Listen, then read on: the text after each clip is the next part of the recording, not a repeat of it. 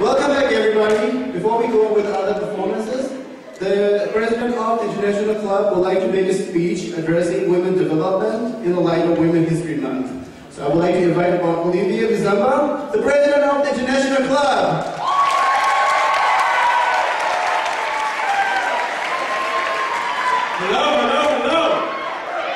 Hello! You guys enjoying the show so far? Yeah! Well, welcome back. Well, ladies and gentlemen, faculty, students, and guests, good evening. My name is Olivier Lusamba, and I am a third-year student here at Warburg College, majoring in political science, international relations, and French. I stand before you here tonight to give an address on women's development in the light of Women's History Month. March is indeed a busy month here at Warburg, filled with ceremonies, award shows, and student-sponsored events such as Scholarship Week. But most importantly, March is Women's History Month. Thank you. A month-long celebration that is too often ignored, but was celebrated here at Warburg College this year on this campus.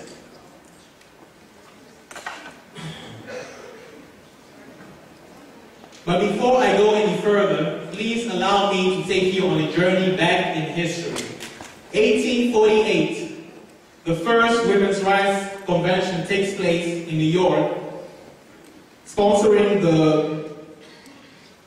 the Women's Rights Campaign and for the equal treatment of women and men under the law and women's voting rights.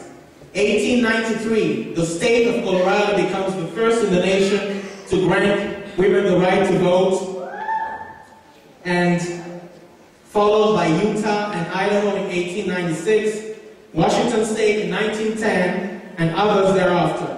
And on June 10, 1963, Congress passes the Equal Pay Act, making it illegal for employers to award lower salaries to women in comparison to men for the same job.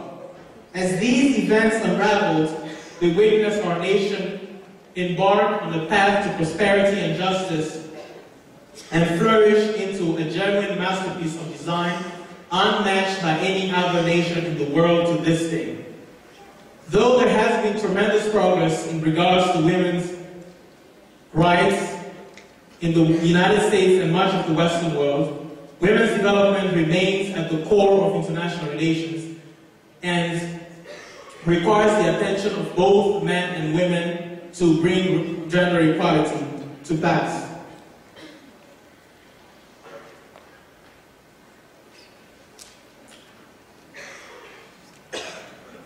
My heart cannot help but separate for the little girls who are deprived of an education in the Congo due to poverty and discrimination, and those who are beaten and burnt in the streets of Afghanistan, not because they bear arms and foster chaos or engage in animalculous behavior, but simply because they have the hunger for learning and want to attend school. I'm not here to talk about blame. That will not get us anywhere. But the crude reality is that even though we may not be the causal force of extreme poverty in the world, we ought to pay close attention to other nations' socio-economic agendas because we have to deal with the consequences. A world ravaged by war and famine, plagues, viruses, and disease threatening to wipe out entire communities, villages, and perhaps nations. Illegal immigration spinning out of control. Ladies and gentlemen, we no longer have the luxury of shifting our focus away. As one of our nation's greatest and most inspirational leaders stated, our President John Fitzgerald Kennedy, our most basic common link is that we all inhabit this planet. We all breathe the same air, we all cherish our children's future, and we are all mortal. To every problem there is a solution, and to every question there is an answer. But the solutions to these problems do not lie in the raising of walls and the building of fences, but rather through investments for the creation of academic and social institutions that will train and educate young girls. In this way, they will acquire skills that will help them pursue a higher education to become productive citizens of their respective countries and achieve financial independence. This, in addition, will lead them to making better choices regarding marriage and children while living better and healthier lives. Because when you have healthy women, you have healthy mothers. When you have healthy mothers, you have healthy children. And when you have healthy children, you have a healthy nation. And that is how you change the world, one woman at a time.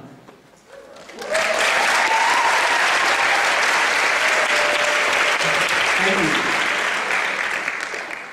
As former South African president and human rights activist Nelson Mandela stated, education is the most powerful weapon which you can use to change the world. So when you leave this place tonight, I want you to take time and think about all the gracious little girls and women in America and around the world who are told every single day of their lives, you cannot. They are both inspired by the beauty of life and tormented by its misfortunes. And they have dreams too. Ladies and gentlemen, the time indeed has come to promote gender equality and peace for our children and generations to follow. But the burden is far too heavy for one woman or man to carry. Which is why I ask you tonight to join me and many others in the United States and around the world as we embark on this long journey to freedom, as we change the world one woman at a time and tear down the walls of oppression and build bridges of opportunity. Thank you very much. God bless you.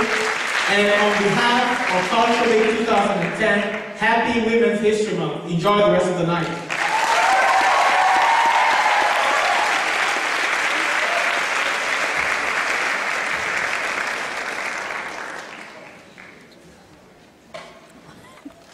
Yeah, that's my president. What a speech. Yes, we can.